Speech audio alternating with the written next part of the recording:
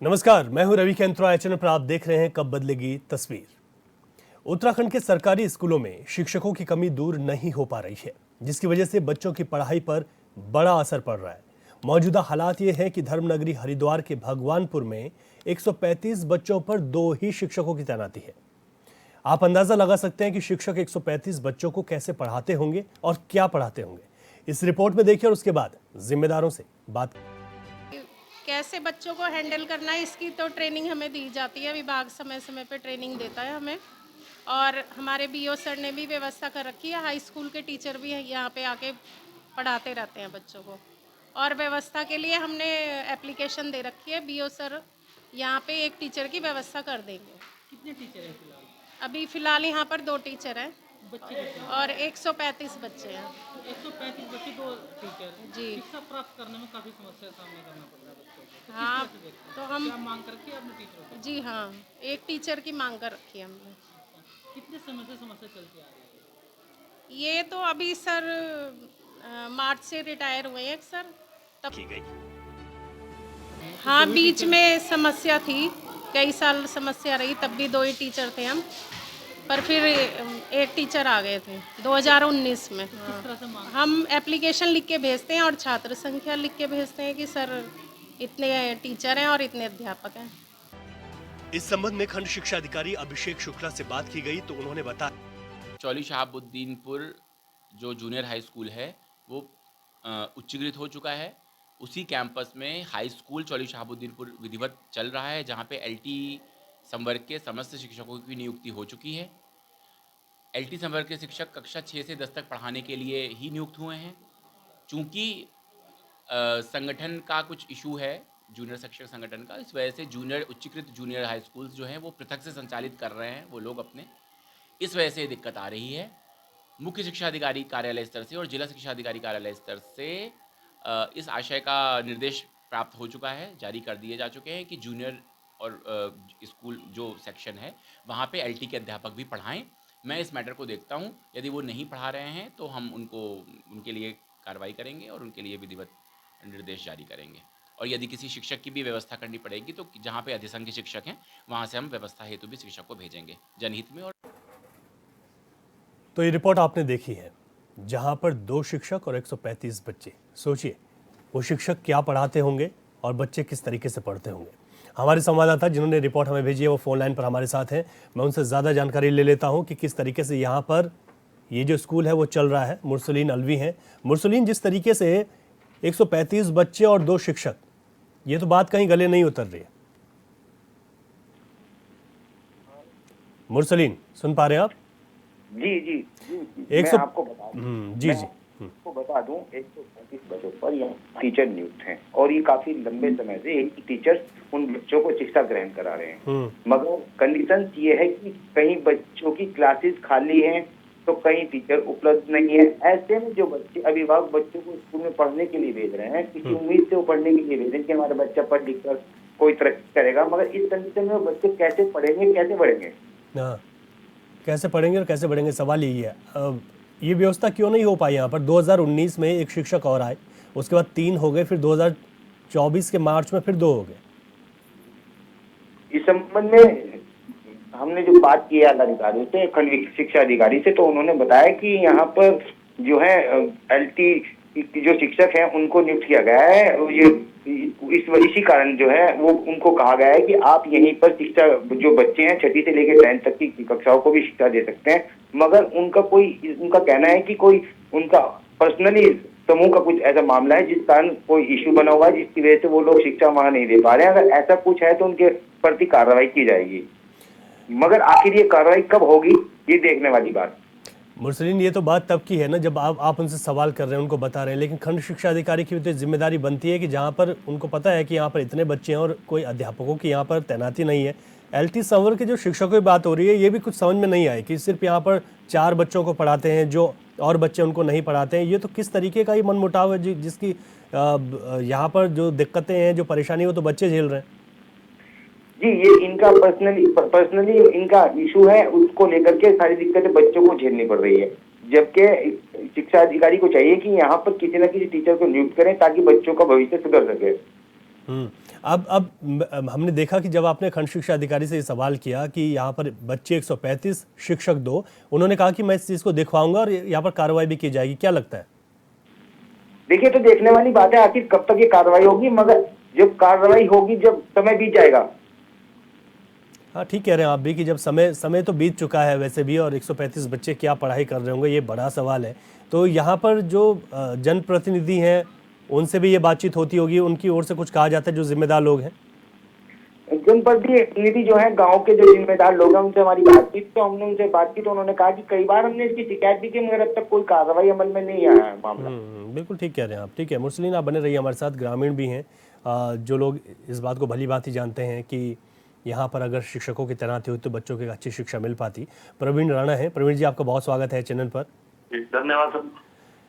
इस स्कूल की आज बात कर रहे हैं, चोली शहाबुद्दीन स्कूल की, जहाँ पर 2 शिक्षक हैं, 135 बच्चे। आखिर ये जो अव्यवस्था है ये कब से और क्यों बनी हुई है यहाँ पर? हाँ जी, ये बहुत गलत हो रहा है। देखो, अभिभावकों में बहुत ही नाराजगी है और ये दुर्भाग्य है हमारे क्षेत्र का। ये बच्चे हमारे कैसे आईएएस बनेंगे, कैसे अधिकारी बनेंगे? 2 शिक्षक हैं, एक तो रहता है ओबीसी के काम पे, लगभग एक बचता है जी। और ये एक बहुत अन्याय हो रहा है। इस पर शिक्षा जो अधिकारी हमारे कोई ध्यान नहीं है उनका। तो और हम चाहते हैं कि उनका ध्यान इस तरफ मीडियम के माध्यम से या कहीं ना कहीं उनका ध्यान इस तरफ जाए ताकि हमें इसमें और आगे की ना कुछ करना पड़े। ये हमारे क्षेत्र के एक भविष्य का नाश काल है। जो हमारे बच्चे पढ़ रहे हैं वो कैसे डीएम बनेंगे, कैसे एसएसपी बनेंगे। हमारा भी सपना है गाँव वालों का, देहात वालों का। हमारा सपना भी है कि हमारा कोई बेटा, हमारी बेटी कोई आईएएस अधिकारी बने, कोई डॉक्टर बने, कोई मास्टर बने। तो कैसे बनेंगे बेटा? नहीं, ठीक कह रहे हैं आप। सपना हर एक माता पिता का होता है कि उनका बच्चा अच्छा करे और जो स्कूल में पढ़ा रहे हैं उनको अच्छी शिक्षा मिले, लेकिन कैसे मिलेगी, ये तो बड़ा सवाल है। ठीक कह रहे हैं आप लोगों ने कहा। हाँ जी जी। मैं पूर्व प्रधान हूँ, पूर्व बीडीसी हूँ, गन्ने में डायरेक्टर हूँ और मेरा गाँव मडावर पड़ता है। हाँ, बड़ा दुख की बात है। हमने मास्टरों कहा, वो कहने लगे कि राणा जी हमने कहीं बार लिख के दे दिया, कई बार लिख के दे दिया। तो मेरा बताओ जी, कोई बात है लिख के दे दिया, अधिकारी की कोई ध्यान नहीं है, कोई तरफ कोई मामला नहीं। शिक्षा के मामले में कोई समझौता नहीं है, किसी बात का होना चाहिए। जो अधिकारी को पूछे जाए कि तुम्हारे बच्चे भी ऐसे में पढ़े तो क्या वो शिक्षा अधिकारी मान जाएंगे? ठीक कह रहे हैं आप, बिल्कुल ठीक कह रहे हैं आप कि अगर ऐसे जो और लोग हैं वो अपने बच्चों को कैसे ऐसे में पढ़ा पाएंगे जहाँ पर अध्यापक ही नहीं है। प्रवीण राणा जी, बहुत शुक्रिया, आपने अपनी बात रखी, दर्द रखा आपने कहा कि हम देहात के लोगों का भी एक सपना है कि हमारे बच्चे भी स्कूल में अच्छे से पढ़ें और कुछ बने। हमारे साथ एक ग्रामीण और जुड़ गए हैं, आजम खान, उनसे मैं बातचीत कर लेता हूँ। आजम जी, आपका बहुत स्वागत है चैनल पर। किस तरीके की दिक्कतें आप लोगों के लिए यहाँ पर हो रही हैं, कहाँ कहाँ आपने ये बात रखी है, क्यों नहीं सुनते हैं आखिर जिम्मेदार आप लोगों की? जी, ये तो जानकारी काफी संसार में और पूरे शासन प्रशासन में है कि जहाँ भी हमारे स्कूल, प्राथमिक विद्यालय जो भी है उसमें अध्यापकों की समस्या बड़ी गंभीर रूप से है और आने वाले कल का जो भविष्य का नाश हुआ है वो तो आप बेहतर जानते हैं और सभी जानते हैं। तो इसकी चर्चा डीएम और भी जो भी जहाँ भी इसके शिक्षा अधिकारी जो भी इसमें आती हैं सभी को इसकी जानकारी है, लेकिन वही किसी के कान तक जूं तक नहीं सरकती है। तो अब क्या बताएगी? तो यहाँ पर आप लोगों ने बात कहाँ कहाँ रखी है आज तक, और जब भी आप इस बात को रखते हैं तो क्या आश्वासन मिलता है, क्या कहा जाता है आप लोग? सारी चीजें यही रखी जाती है कि भैया अपने जनप्रतिनिधि, अपने जो भी इसमें विभाग है, जो संबंधित अधिकारी है उनके सामने रखी है। तो आश्वासन यही मिलता है कि हाँ जी चलो ठीक है कराएंगे जी, अध्यापकों की छोट है, 100 बातें ना सुना दिए। यानी कि गंभीरता नहीं है उन बच्चों के भविष्य की, किसी को नहीं है जी, चिंता नहीं है। आने वाला कल है उनका भविष्य बेकार है। ठीक कह रहे हैं आप। ठीक है आजम जी, बहुत शुक्रिया। आपने भी एक किस तरीके से वहाँ पर अव्यवस्था हो रही है, बच्चों के लिए शिक्षक नहीं है, वो बात रखी है। हमारे संवाददाता मुरसलीन अलवी लगातार हमारे साथ जुड़े हुए हैं। मुरसलीन, जब आप अधिकारियों से बातचीत कर रहे थे और अधिकारी, खंड शिक्षा अधिकारी कहते हुए नजर आए कि जो एलटी संवर्ग के शिक्षक हैं अगर वो नहीं पढ़ा रहे तो हम कार्रवाई करेंगे, क्या लगता है कि इस बात को जब हम आज एचएनएन उठा रहा है कि इतने बच्चे हैं, 2 शिक्षक हैं, तो यहाँ पर कुछ ये तस्वीर बदल पाएगी और इन बच्चों का भविष्य संवर पाएगा? जी देखिएगा, मैं आपको बता दूं कि यहाँ पर 135 बच्चों पर और 2 टीचर्स नियुक्त होना ये बड़ी हैरत की बात है। और जी। ऐसे में बच्चों का भविष्य किस राह की ओर जा रहा है ये भी सोचने का विषय है। और जब हमें इस चीज की जानकारी हुई और एचएनएन की टीम मौके पर पहुंची और पूरे स्कूल का जायजा लिया और वहाँ मौजूद टीचरों से बातचीत की, तो उन सभी यही कहते नजर आए कि हमने कई बार लिखित में दिया है। अगर आपने कई बार लिखित में दिया गया है तो आला अधिकारी ने अब तक उस पर कोई कार्रवाई अमल में क्यों नहीं आई? ऐसे में ये सोचने का विषय है कि आखिर जो बच्चे वहां से शिक्षा ग्रहण कर रहे हैं, जो काफी लंबे समय से शिक्षा ग्रहण करते चले आ रहे हैं, किस तरह से वो शिक्षा में परिपक्व होंगे और कैसे वो अपना भविष्य बना पाएंगे। हाँ मुरसलीन, इसमें एक बात और भी है, यहाँ पर कितने गांव के ऐसे लोग हैं जो जिनके बच्चे इस स्कूल में पढ़ते हैं? कितना ये एरिया है पूरा, और कौन कौन से ज़्यादातर बच्चे यहाँ इस स्कूल में पढ़ाई कर रहे हैं इस वक्त? देखिए, मैं आपको बताता हूँ, यहाँ से मडावर के और शहाबुद्दीनपुर चोली के और पलाश के और छापुर गांव जो आसपास पढ़ते हैं, यहाँ से गरीब तबके के लोग ही अधिकतर इस स्कूल में शिक्षा ग्रहण कर रहे हैं। और उन्हीं बच्चों को ये दिक्कतें सामने आ रही है, क्योंकि उनके जो अधिकतर गार्जियंस हैं जो अशिक्षित हैं, मगर अब सरकार का नारा है सब पढ़ो, और ये देखते हुए जो उनके दिमाग में है कि हम भी अपने बच्चों को शिक्षा ग्रहण कराएं। जब वो अभिभावक अपने बच्चों को लेके उस मंजिल तक पहुंच गए हैं, आखिर यहाँ पर आके वो इस तरह से मंजिल कैसे पूरी कर पाएंगे वो बच्चे? बिल्कुल ठीक बात है। जब बच्चों की पढ़ाई और उनका जो बेस है, जो शिक्षा है उनके बेसिक, अगर उसी के ये हाल होंगे तो बच्चों के भविष्य पर सीधा खतरा है। मुरसलीन, आप बने रहिए। शाजिद अली हैं, पूर्व प्रधान हैं इस क्षेत्र के, उनसे बातचीत कर लेते हैं। साजिद जी, बहुत स्वागत है आपका एचएनएन पर। जी धन्यवाद भाई साहब, आपके चैनल के माध्यम से। आज हम यही बात कर रहे हैं कि जो चोली शहाबुद्दीन स्कूल है, जिसका उच्चीकरण भी हुआ, लेकिन आज शिक्षकों की भारी कमी है। आप लोगों के कितने प्रयास रहे और कितने झूठे आश्वासन आज तक आप लोगों को मिलते हैं? सर, हमने सभी विभागों को अवगत कराया है इनके कि भाई यहाँ पे पढ़ाने वाले की बहुत कमी है। यहाँ पे ज्यादातर ओबीसी जो लोग हैं, गरीब लोग, उनके बच्चे आसपास के 3-4 गांव से लगा हुआ है ये, वहाँ से बच्चे आते हैं छोटे छोटे, और 135 बच्चे यहाँ पे अभी हैं, और पढ़ाने वाले इन पे 2 हैं, और 2 भी वो कभी एक आधा आ जाता है, एक आधा नहीं आता। ऐसे में पढ़ाई तो क्या, बच्चों को कंट्रोल करना ही भारी है। ठीक है, पढ़ाने वालों से ठीक है। बताएं, कहाँ आप लोगों ने आज तक बात की है? क्या झूठा आश्वासन कौन कौन देता रहा आप लोगों को? ये शिक्षा विभाग में भी हमने बात की है, हरिद्वार भी कई बार हमने इसके अवगत कराया है लेटर के माध्यम से शिक्षा विभाग में सर, पर वहाँ भी कोई कार्रवाई नहीं हुई। इन बच्चों की तरफ नहीं देखा गया। वहाँ जब भी कई जगह प्रयास किया हमने, फिर आवाज उठानी पड़ी है सर, इन गरीब बच्चों का भविष्य है। एक तरफ सरकार नारा दे रही है कि भाई शिक्षित पे इतना हम खर्च कर रहे हैं, फोकस है, कहाँ है? खाली खोखले वादे हैं सरकार के भी। कहाँ पे बताओ, दो आदमी कैसे 135 बच्चों को पढ़ा पाएंगे? बिल्कुल ठीक बात है, बिल्कुल ठीक बात है। ये खोखले वादे हैं, कैसे 2 टीचर पढ़ा पाएंगे? बहुत शुक्रिया आपका साजिद अली, आपने बिल्कुल ठीक बात कही। राजेश सैनी हमारे साथ हैं, वरिष्ठ नेता हैं भाजपा के, उनसे जान लेते हैं। राजेश सैनी जी, आपका बहुत स्वागत है एचएनएन पर। जी नमस्कार। सैनी साहब, जो दिक्कत यहाँ पर बनी हुई है, 135 बच्चे 2 टीचर, आखिर क्यों यहाँ पर व्यवस्थाएं नहीं सुधर पा रही हैं? ये बात मेरे संज्ञान में आज ही आई है। अच्छा, आज ही पता चला है, तो इस बारे में जल्दी ही शिक्षा अधिकारी से बात की जाएगी, और अगर जरूरत पड़ी तो शिक्षा मंत्री से बात की जाएगी, और जल्दी वहाँ कोई ना कोई व्यवस्था कराई जाएगी। ठीक है। आप कह रहे हैं कि आपके संज्ञान में ये बात नहीं थी, या किसी ने आप लोग नहीं बताया? नहीं बताया सर, नहीं पता चला, किसी ने बताया नहीं। यदि ऐसा होगा तो हुआ है, और 2 ही टीचर है वहाँ, तो वहाँ टीचर के लिए कहा जाएगा। नहीं, ऐसा ही टीचर हो या 4 टीचर हो, ऐसा ही है, क्योंकि खंड शिक्षा अधिकारी से हमारी बातचीत हुई, उन्होंने कहा कि वो माने ही है इस बात को। हमारे जो संवाददाता हैं वो ग्राउंड पर गए, उन्होंने देखा कि 2 टीचर हैं, 135 बच्चे हैं। ग्रामीण भी यही बता रहे हैं। आप सही कह रहे हैं, आप अच्छी बात है। आप कोशिश, मुझे जो पता चला है, ये स्कूल अभी कुछ समय पहले उच्चीकृत हुआ है। हाँ, उच्चीकृत का मतलब पहले प्राइमरी स्कूल था। जी।